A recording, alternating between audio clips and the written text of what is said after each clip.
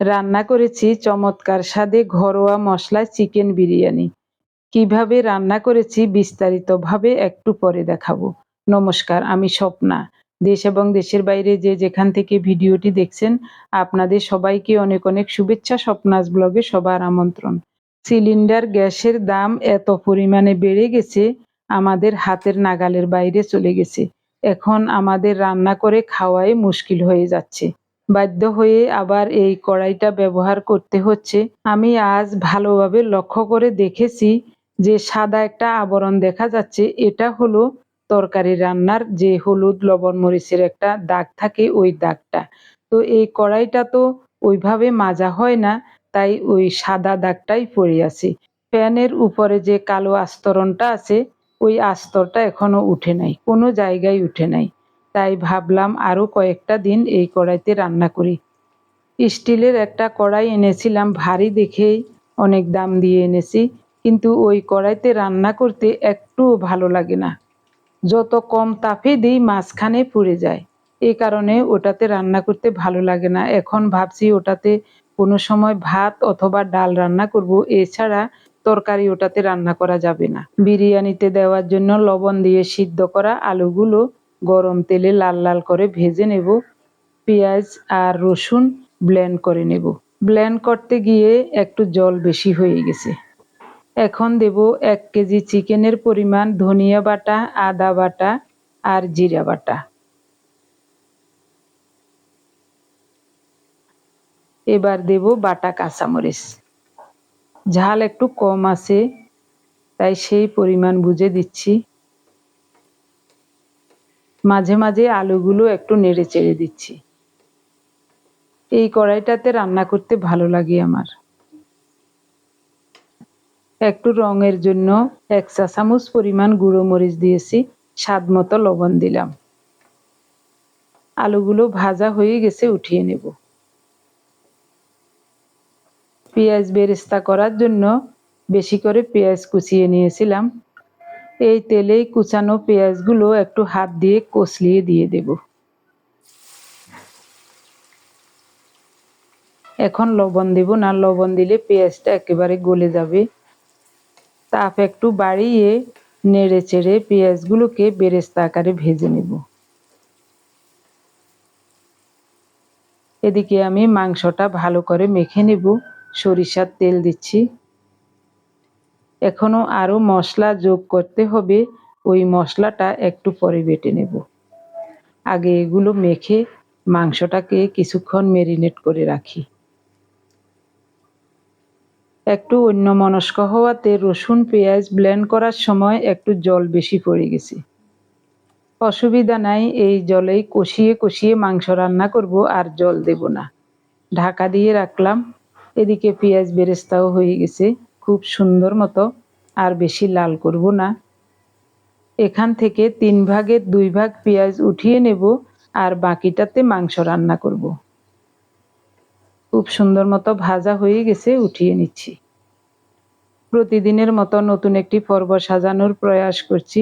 আমাদের ঘরোয়া রান্নাবান্না, খাওয়া দাওয়া, এসব বাস্তব চিত্রগুলি নিয়ে। আশা করছি আপনাদের সবার ভালো লাগবে, তাই অনুরোধ রইল পর্বটি প্রথম থেকে শেষ পর্যন্ত দেখুন। পেঁয়াজ বেরেস্তা থেকে চেপে চেপে তেলগুলো ঝরিয়ে নিচ্ছি যতটুকু সম্ভব। এখন ম্যারিনেট করা মাংসটা দিয়ে দেব। সাদা দেখা যাচ্ছে, এটা হলো রসুন পেঁয়াজ যে পেস্ট করেছিলাম ওটা। ওই জগ থেকে সব টেনে মাংসের উপর রেখেছিলাম।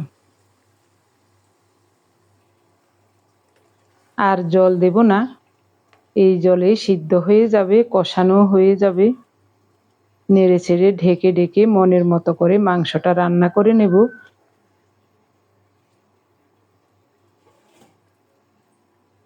ঢাকা দিয়ে দিলাম।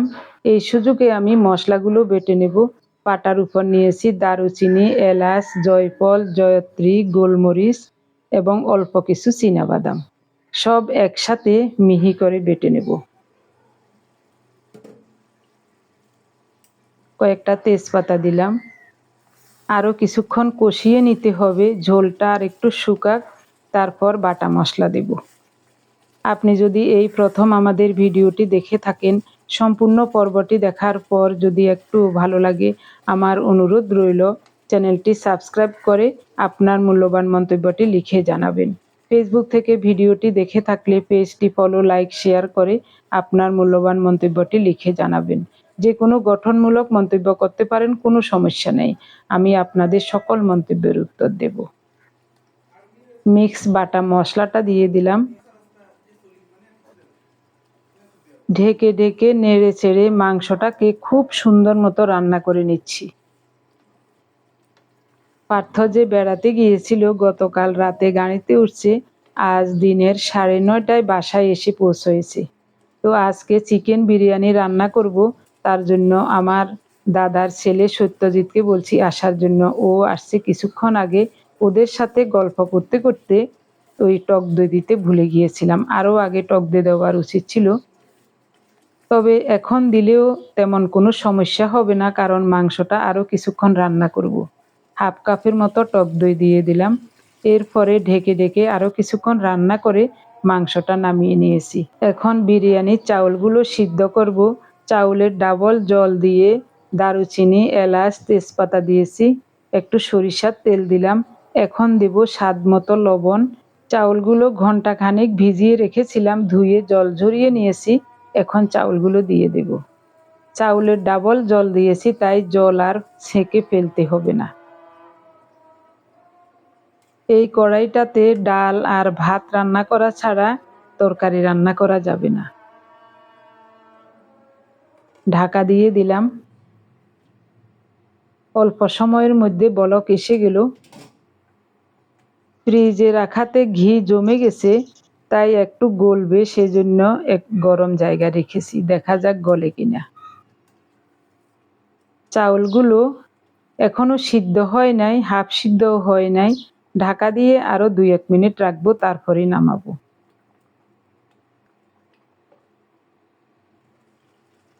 হ্যাঁ, খুব সুন্দর মতো চাউল সিদ্ধ হয়ে গেছে, জলও প্রায় শুকিয়ে গেছে। একটু নেড়ে দেখি তলানিতে কোনো লেগে গেছে কিনা। না, লাগে নাই।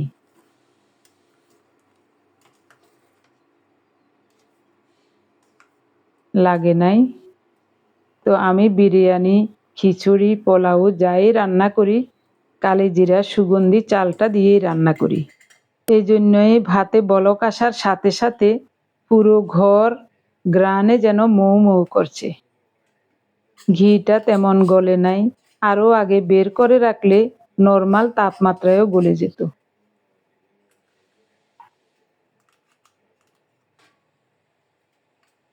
দুই চা চামচের মতো দিয়ে দিলাম। এখন দেব হাফ সিদ্ধ করা ভাত।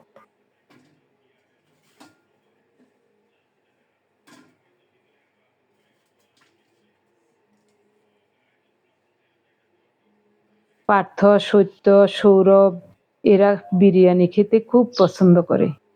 তো আমি যখনই রান্না করি এসব, ওই সৌরভ, সত্য এদেরকে বলি আসার জন্য, ওদের যদি সুযোগ থাকে তখন আসে। আগ থেকে ভেবে রেখেছিলাম পার্থ বাসায় আসলে সেদিন বিরিয়ানি রান্না করব। তো পার্থ 9:30টায় বাসায় এসে পৌঁছলো, তখনই নিশ্চিত হলাম হ্যাঁ আজকেই বিরিয়ানি রান্না করব। সাথে সাথে সত্যকে ফোন দিয়েছি। তো আমার সত্যজিৎ বাবাও চলে আসছে। তো বিরিয়ানি রান্নার চেয়ে জোগাড় যন্ত্র করতেই অনেক সময় লাগে। সত্যজিৎও চলে আসছে। আমার বিরিয়ানির সব রেডি হয়ে গেছে। বিরিয়ানিটা দমে বসিয়ে দিয়ে রান্নাঘরে সব কিছু ধুয়ে মুছে পরিষ্কার করে নেব, আর ঘরটাও একটু মুছে নেব। এরপরে স্নান করব। এই সুযোগে বিরিয়ানিটা খুব সুন্দর মতো হয়ে যাবে, তারপরে আমাদের সবার খাওয়া দাওয়া হবে। বিরিয়ানিটা দমে বসিয়ে রাখবো কমপক্ষে 30-35 মিনিট। এই সুযোগে আমার সব কাজ সমাধা হয়ে যাবে আশা করি। পুরো মাংসটাই দিয়ে দিলাম, পাতিলটা বড় আছে, ছড়িয়ে দিয়েছি। এর উপর পেঁয়াজ বেরেস্তা দিয়েছি অর্ধেক, তারপরে ভেজে রাখা আলুগুলো, এরপরে দিয়েছি একটু ঘি, তারপরে বাকি ভাতগুলো দিয়ে দেব।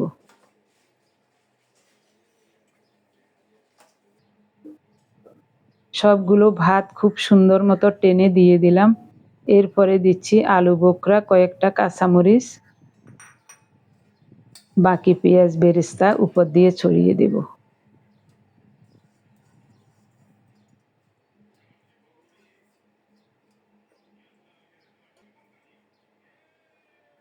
আরও একটু ঘি ছড়িয়ে দিচ্ছি। ঘিটা এখন সুন্দর মতো গলে গেছে।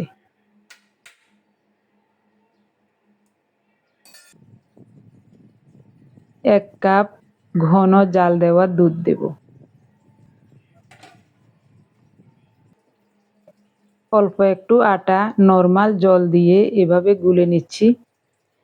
এবার ঢাকনার চারিদিকে লাগিয়ে দেব, যেন কোনো দিকে বাষ্প বের হতে না পারে। প্রথমে ফুটোটা বন্ধ করে দিলাম, পরে এভাবে করে চারিদিকে লাগিয়ে দিচ্ছি।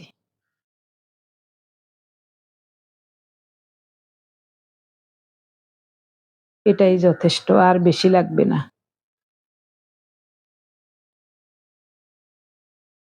পাতিলটা চুলার উপর বসিয়ে তাপটা একেবারেই কমিয়ে দিয়েছি।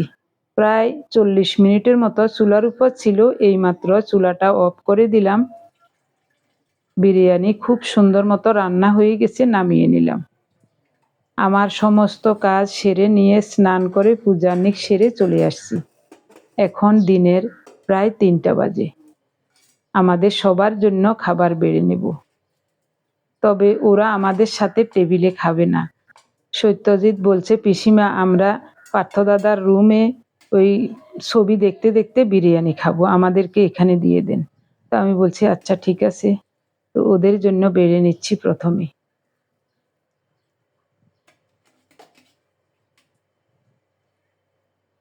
পার্থ, সত্য, সৌরভ এরা সব সময় বলে আমার রান্না করা বিরিয়ানি নাকি খুব মজার হয়।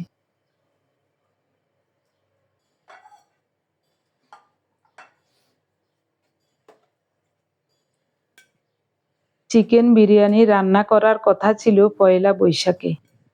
পার্থ বাসায় না থাকাতে ওই দিন আর রান্না করি নাই। তখনই বলেছিলাম পার্থ যেদিন বাসায় আসবে ওই দিনেই চিকেন বিরিয়ানি রান্না করব। এইসব মজাদার খাবারগুলো একা একা রান্না করে খেতে একটুও ভালো লাগে না। প্রিয়জনদের সাথে ভাগাভাগি করে খেলে অল্প হলেও ভালো লাগে।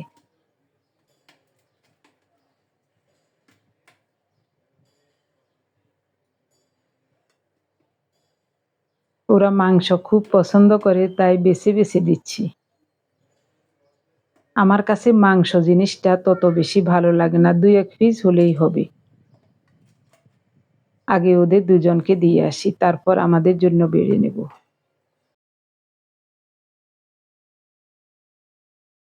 পেঁয়াজ কাটা হয় নাই, ওদেরকে দিয়ে তারপরে পেঁয়াজ কেটে নেব। লেবু, কাঁচামরিচ আর শসা। পেঁয়াজ কাটবো এর ভিতরেই ভুলে গেলাম। আমার প্রিয় ভাই বোন বন্ধু স্বজন, আজ আমার চিকেন দম বিরিয়ানি রান্নাটা দেখতে কেমন হয়েছে কমেন্টস করে জানাতে কিন্তু ভুলবেন না। এবার আমাদের জন্য 2টা প্লেট বেড়ে নেব। ওদের খাবার নিয়ে রুমে চলে গেছে, ওখানে ছবি দেখতে দেখতে এবং গল্প করতে করতে বিরিয়ানি খাবে। আমার দাদার একমাত্র ছেলে সত্যজিৎ, ও বলছে পিসিমা বিরিয়ানিটা খুব জুসি হয়েছে, অনেক চমৎকার লাগছে খেতে। এই কথাটা শুনে আমার কাছে খুব ভালো লাগছে। উনিও মুখে দিয়ে বলছেন খুবই চমৎকার হয়েছে। যাক, আমার সারাদিনের কষ্ট সার্থক হলো। আমরা গৃহিণীরা, আমরা যারা একটু রান্নাবান্না জানি বা ঘরের সবার জন্য সব সময় রান্নাবান্না করি, ওই রান্নাগুলি খেয়ে সবাই যদি বলে খুব ভালো হয়েছে, চমৎকার হয়েছে, তখনই আনন্দে মনটা ভরে যায় এবং সারাদিনের ক্লান্তি অবসাদ দূর হয়ে যায়। আর কিছু কিছু রাঁধুনি আছে, তারা মনে করে রান্না করার প্রয়োজন, পরিবারের সবার খাদ্যের যোগান দিতে রান্না করতেই হবে, কোনো রকম রান্না করব, স্বাদ হলে হবে, না হলে নাই, রান্না করার প্রয়োজন, রান্না করেছি। ওই সকল গৃহিণীদের রান্না কোনো সময়ে চমৎকার হবে না, কারণ তাদের মনোযোগ থাকে না রান্নার উপর, আর পরিবারের মানুষদের প্রতি তাদের তেমন ভালোবাসা নাই। যে সকল মাদের এবং মেয়েদের পরিবারে সবার প্রতি ভালোবাসা আছে, আন্তরিকতা আছে, তাদের পরিবারে শুধু রান্নাবান্না নয়, সব কিছুই ভালো হবে। রান্নাবান্নার সাথে সাথে সন্তানাদির খেয়াল রাখা, ওদেরকে মানুষের মতো মানুষ করা, মোট কথা শ্বশুর শাশুড়ি স্বামী সন্তান সবার দিকে ওইসব মহিলাদের খেয়াল থাকে। ওই সংসারে সুখ শান্তি সব সময় বিরাজমান থাকে আর সংসারের উন্নতিও হয়। এইসব সংসারের ভিতরে থেকে উপলব্ধি করা যায় না, বাইরে থেকে উপলব্ধি করা যায়। যেমন বাইরে থেকে অন্য লোক উপলব্ধি করতে পারবে কোন পরিবার উন্নতির দিকে যাচ্ছে, কোন পরিবার অবনতির দিকে যাচ্ছে। যে পরিবার দেখবেন অবনতির দিকে যাচ্ছে, তখনই ভেবে নিবেন ওই পরিবারের গৃহিণী ঠিক নয়। যদি গৃহিণী ঠিক না থাকে, একেবারে সোনার সংসার সে ধ্বংস করে দিবেই। এখন অনেকের মনে প্রশ্ন আসবে, শুধু কি মেয়েরাই করবে, ছেলেদের কি কোনো দায়িত্ব নাই?